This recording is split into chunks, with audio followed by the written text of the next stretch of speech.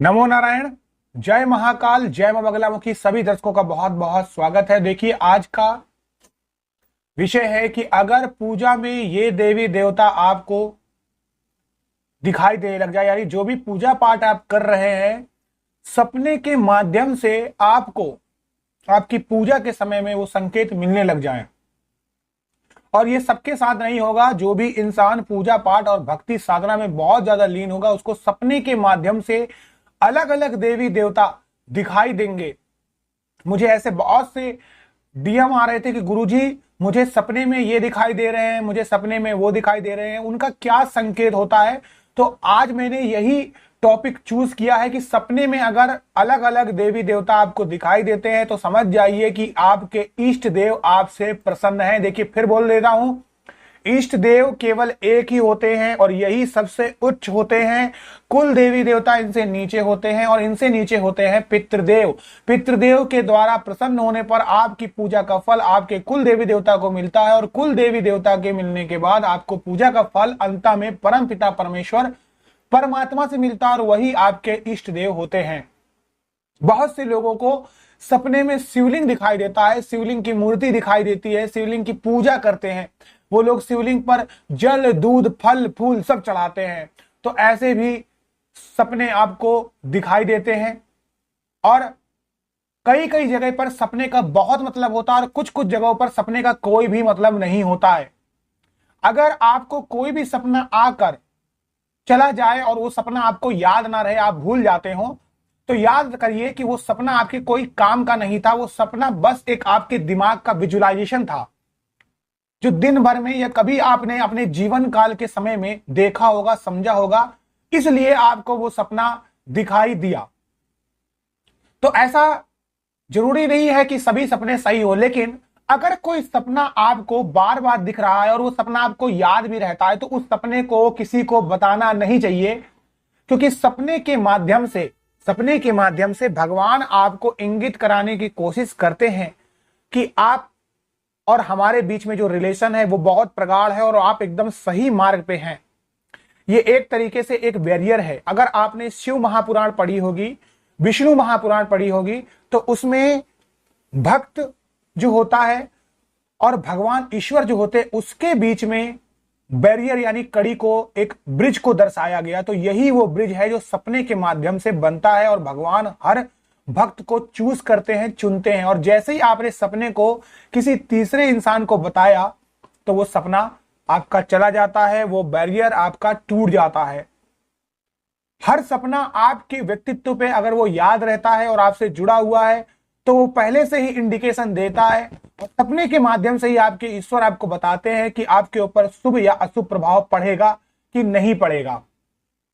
चलिए एक एक करके अपने आज के इस सपने को हम समझते हैं कि कौन कौन से देवी देवता आपको क्या क्या दर्शाते हैं। देखिए, अगर आपको भगवान विष्णु के दर्शन हो जाए सपने पर तो लक्ष्मीपति भगवान श्री हरि विष्णु नारायण सफलता के प्रतीक माने जाते हैं। और ऐसे में आप समझ जाइए कि अब आपका जो काम रुका हुआ है वो 100% सफल हो जाएगा।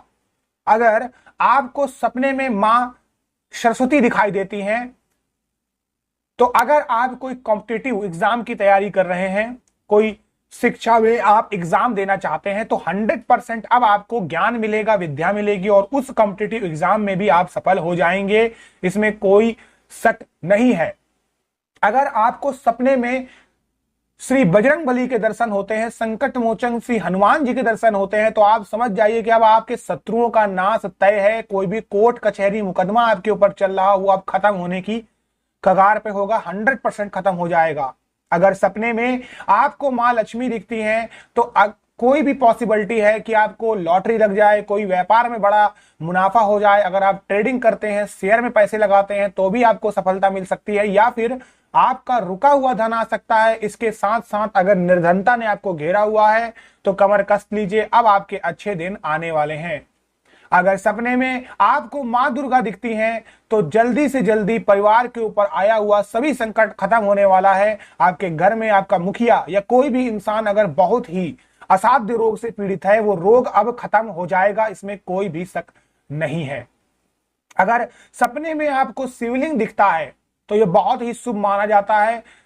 सपने में शिवलिंग का मतलब होता है कि आप अपने पहले के जन्म में भगवान शिव जी के, श्री शिव शंकर महादेव के भक्त थे और इस समय आपने अपने कर्मों के अनुसार ही सुख दुख पा लिया है। लेकिन यह भी दर्शाता है कि आप बिल्कुल भी उदास मत होइए, निराश मत होइए। अब आपकी हर चीजों का अंत निश्चित है और उन्नति का दौर शुरू होने वाला है। अगर आपको सपने में श्री भगवान श्री कृष्ण दिखाई देते हैं तो यह दर्शाता है प्रेम संबंध का। इसका मतलब है कि आपका प्रेम अब लोगों के प्रति बढ़ने वाला है, जानवरों के प्रति बढ़ने वाला है, समाज के प्रति बढ़ने वाला है, पत्नी की तरफ बढ़ने वाला है, और अगर आप पत्नी है तो पति की तरफ बढ़ने वाला है, आपकी फैमिली की तरफ बढ़ने वाला है। कुल मिला के आपके प्रेम संबंध के रिश्ते अब अच्छे होने वाले हैं। लास्ट में अगर आपको सपने में श्री रामचंद्र जी दिखाई देते हैं तो इसका मतलब है कि तरक्की के नए आयाम खुलने वाले हैं, नए रास्ते खुलने वाले हैं, आपकी उन्नति होने वाली है और भविष्य में यह सपना आपको एक नई सफलता की ओर इंगित कर रहा है। तो ऐसे में आपको अपनी पूजा ध्यान अपने इष्ट की तरफ और बढ़ा देना चाहिए। देखिए यहां पर मेरा कहने का मतलब यही है इन सपनों का, इसका मतलब ये नहीं कि आपको इतने सारे सपने दिखाई दे रहे हैं तो आप अलग अलग भगवानों की पूजा चालू कर दें। मैंने कई बार बोला हुआ है कि एक ही साधे सब सधे और सब साधे सब जाए। आप एक भगवान की ही पूजा करते रहिए, आपको कहीं इधर उधर भटकने की जरूरत नहीं है। आप जो कर रहे हैं वही करते रहिए, उसको और मन से करिए। भगवान एक ही है, उनके रूप अनेक हैं और रूप उन्होंने लीलाओं के लिए रचे हैं, आपके लिए नहीं रचे हैं कि आप उनके अलग अलग रूपों में पूजा करें और सबके चालीसा स्तुति करें और भगवान को पाएं। आप बस एक भगवान के पैर पकड़ लीजिए, हर रूपों में, हर कण में, हर मिट्टी में, हर शरीर में भगवान उसी रूप में वास करता है जिस रूप में आप उसकी पूजा करेंगे। आप सभी लोगों का कल्याण हो। नमो नारायण। जय महाकाल। जय मां बगलामुखी।